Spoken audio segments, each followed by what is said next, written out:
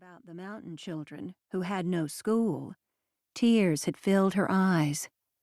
How terrible it would be to have no way to learn to read.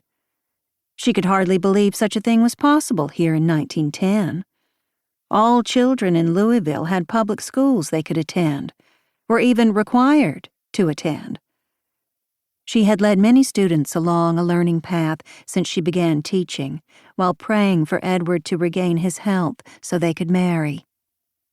When that did not happen, she had given her life to her students, with the thought that they would be her only children. She had no desire to marry. Besides, even if she were so foolish to dream of love again, at her age she would be unlikely to find a husband. After all, she was 25 years old. Gordon was a year older than that, but age mattered less to a man when it came to marriage. Marriage. The word crashed into her thoughts again. This was absurd. But she was a lady, a mature lady. She could handle this with grace. Did the Lord prompt you to be so forward, Mr. Covington? She didn't know where those words came from. They weren't at all what she had intended to say.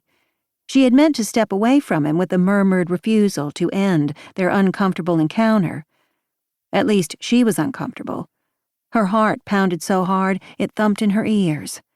He, on the other hand, looked completely at ease. Yes, I do believe that is true. I've prayed with diligence and hope for someone to share my work among the people in Sourwood. The children there need a teacher. His eyes on her were intense.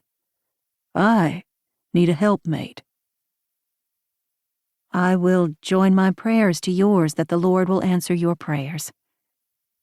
It was time to make her escape from this impossible conversation.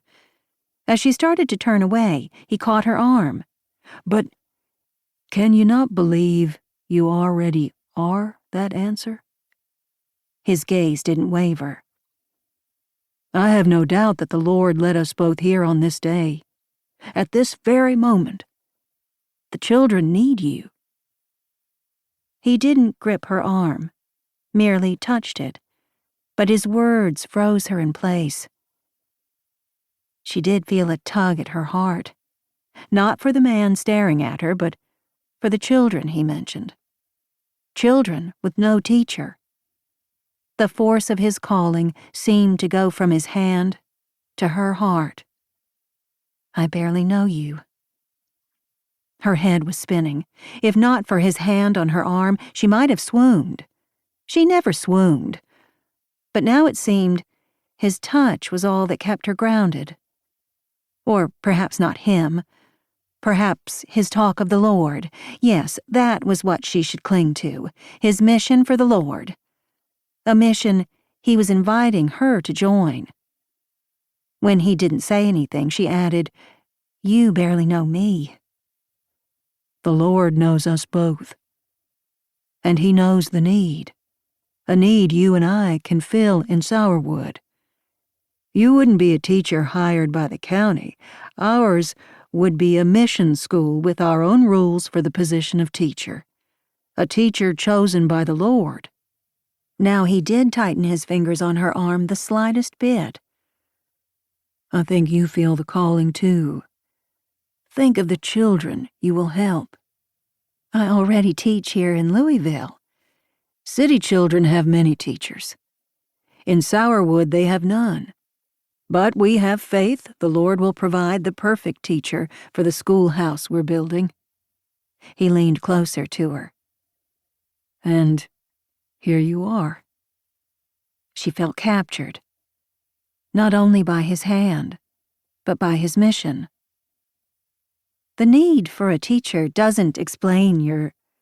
She hesitated before continuing. Your proposal. You do know that teachers are required to be single. A flicker of a frown tightened his face, but only for a moment. A foolish policy, in my opinion. Don't you agree? I have never...